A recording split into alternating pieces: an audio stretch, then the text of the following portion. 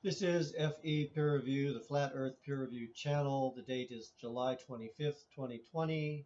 The video in review is titled Blackpool Tower Says That There Is No Curve Again, and the video's author is Exploring the Plane. This is a typical long distance observation video that has a second section at the end that goes off in a different direction, and that's where I'm going to put most of my focus. This is another long distance observation like so many we've seen in the past, and my first impulse was to just handle it the same way.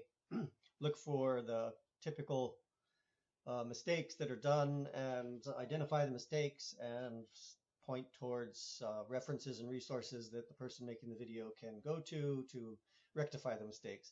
And I probably will do that briefly, but this one is actually a little bit different because at the end of this video, the author adds some material that goes off on a different kind of tangent, and that's what I'm going to spend a little more time on. But first, let's just take a quick look at what's here.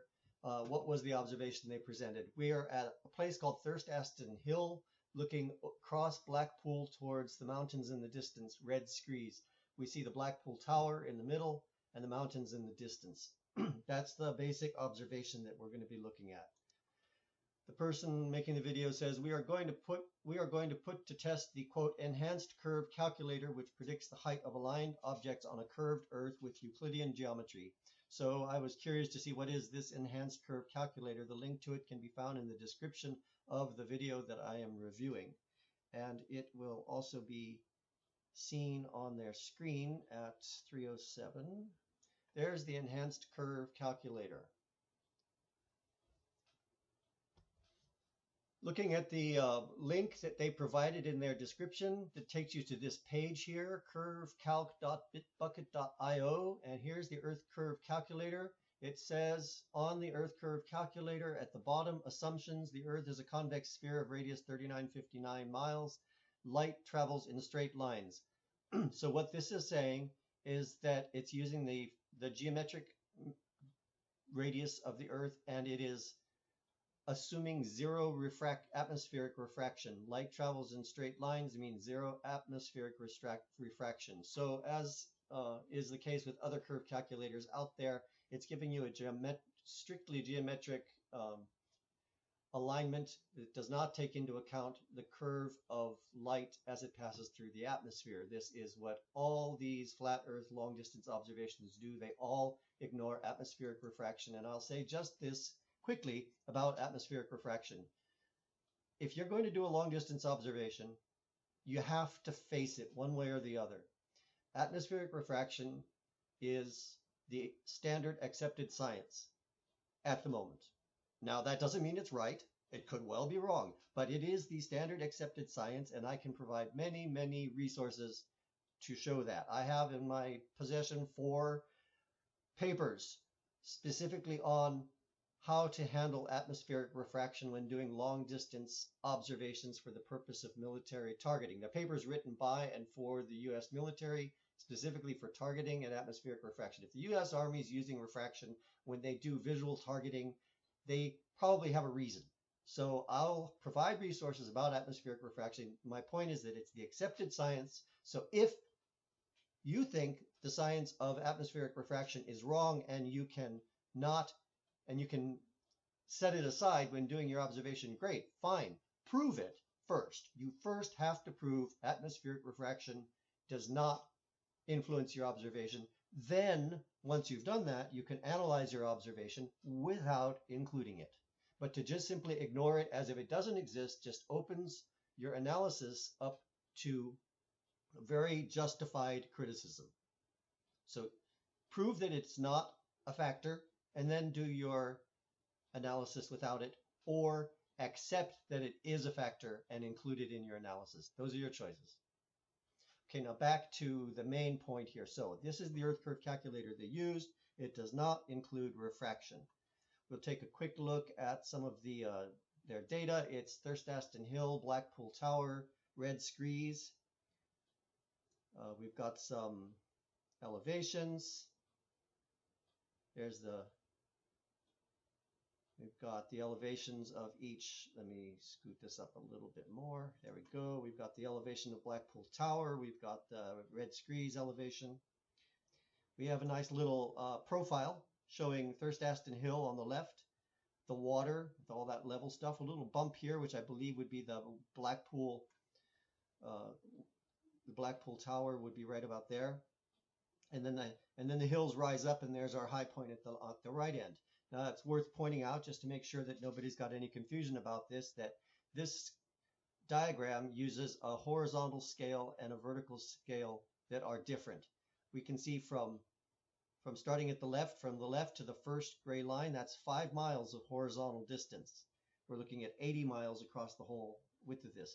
The vertical scale is measured in feet and is much stretched upward. So the profile of the mountains really does not look that steep. But, it's an accurate representation if you consider the way that the scale is being used. We will jump ahead now to 214. And this is where they make their statement that the earth curve calculator that they showed us does not give a result that matches their observation. Let me back up a little bit. It says, according to the maths, the mountain should align with the tower halfway up. And then, but in reality, it aligns with the observation deck. Let me just go, yep, there you go. So in reality, it aligns with the observation deck based on the image we saw at 256. There we see the mountain aligning with the observation deck. Fine. Everything seems to be in order at this point, except that it's not. First of all, because none of that took into account atmospheric refraction.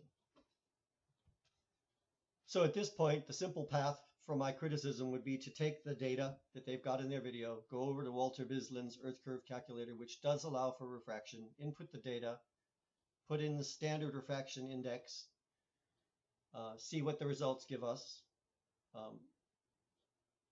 I did that. I'm not including that here. The results using a standard refraction index show that it doesn't quite match this image. However, when you look at a higher than normal but well within natural refraction level, you do get a result that matches this picture. Now that would be where I would usually end this critique. That would be where I usually end a long distance observation, with admonishment that they have to face refraction. They have to deal with it. But this video goes on a little further and follows a different line of thought that I think warrants a more careful look. So we now move on to part 2 of this analysis that's perhaps in some ways the more interesting but also the more troublesome. It contains the seed of something really, in my opinion, really pernicious. So it says here on the screen, yet again we see that a curved Earth does not match with the geometry which we have been given. Well, first of all, we haven't been given anything. The Earth is whatever the Earth is, and we're just trying damn hard to figure out what it is. And some of us have a pretty good idea. We've got that figured out. Anyway, so much for what we have been given. Yet again, we see that the curved Earth does not match with the geometry. In fact, we do see that it matches with the geometry when you use the geometry that includes atmospheric refraction, which is measurable, which has been tested, and I will be happy to provide references in the description. When you include refraction, it works. So is none of this yet again. That's just simply false. We haven't. Now I will move forward here. We are given this by the author of the video gives us this little diagram showing traditional Euclidean perspective. I went to university, I got my 2 degrees in architecture and learned how to draw Euclidean perspective as part of my education. There are limits to the human eye. Typically when you're drawing a perspective by hand the old-fashioned way, not on a computer, you limit what's called the cone of vision to about 30 to 45 degrees on each side of the middle of the point straight ahead. When you go beyond, when you try to get a wider cone of vision, you end up with all kinds of annoying distortions on the edge of the image. You see that on the picture on the right here. It's sort of a fisheye lens effect. You get these weird things happening on the edges. This is part of the difficulty of going from a 3D to a 2D representation. And no, in fact, normal for most people, their natural cone of vision doesn't go very much farther than 90 degrees in total, 4 to 5 degrees on each side. And some people can go maybe as far as 60 degrees on each side. But at that point, you're turning your head, or moving your eyes. We're constantly turning our heads and moving our eyes. And our brain synthesizes all these different images that are flooding into a concept of three-dimensional space. Our eyes themselves are really quite limited.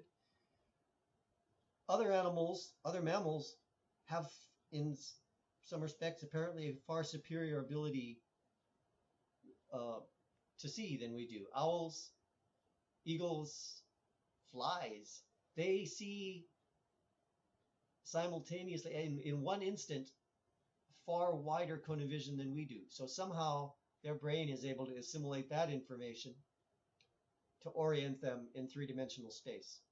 So all of this struggle is simply a limitation of human anatomy. It's not fundamental to the shape of the Earth. The Earth is whatever shape it is. Before people existed, the Earth was the shape. Long after people are gone, the Earth will still be that shape. So we need to differentiate between the limitations of our eyes and the actual physical shape of the Earth. Our challenge is to find ways to measure the actual physical shape of the Earth that are not dependent on our eyes. And we can do that, and we have done that. And what we find is that when we analyze the material the right way, we see that in many respects, it does indeed match what we see. So our eyes are actually pretty good at seeing reality. They're not perfect. They're far from perfect at seeing reality, but they're pretty good at seeing reality. So the video says the distance of the vanishing point transforms the geometry of physical space into that of perspective, parentheses, curvilinear space. No, it does not. The distance of the vanishing point is simply how our limited vision perceives the actual geometry of physical space. Nothing about our perception actually changes the geometry of physical space. Physical space is what it is, regardless of whether we're there to see it or not. The video author says our Euclidean, parentheses, flat world with curvilinear vision has been switched to a curved world with Euclidean vision and is worshipped today as it always has been. That is where things are really going off the rails here. That is why I describe this as pernicious. This is trying to turn truth into lie and lie into truth. The world is what it is, regardless of how we see it. Our challenge is to find ways to perceive it, to measure it, to determine what it is, while facing the limitations of the tools we have. And every tool, from the human eye to the most refined microscope, has its limitations. What the author is really trying to say here is that we are not able to analyze reality. We are not able to measure reality. This is what this person who created this video is trying to say, that we simply don't have the means to understand the reality of the Earth because we are subjective beings. We are limited by our bodies. We are limited by our eyes. So we simply can't. So therefore, the Earth is flat and we see everything round. I mean, it's a huge leap. I hesitate to even call it a leap. It's like a leap into another world, a leap from reality into fantasy. The author is telling us that we can't know. Fundamentally, we cannot know. We cannot figure it out. All we can do, therefore, is take it on this person's word that the world is, as it says, our Euclidean, parentheses, flat world with curvilinear vision. We have to accept that on faith. We have to accept this person's version of the truth on faith because we are incapable of determining the truth ourselves. That's the real message in this video, And that message is in every way anti-science. It's anti-knowledge. It's anti-learning. It's anti-objectivity.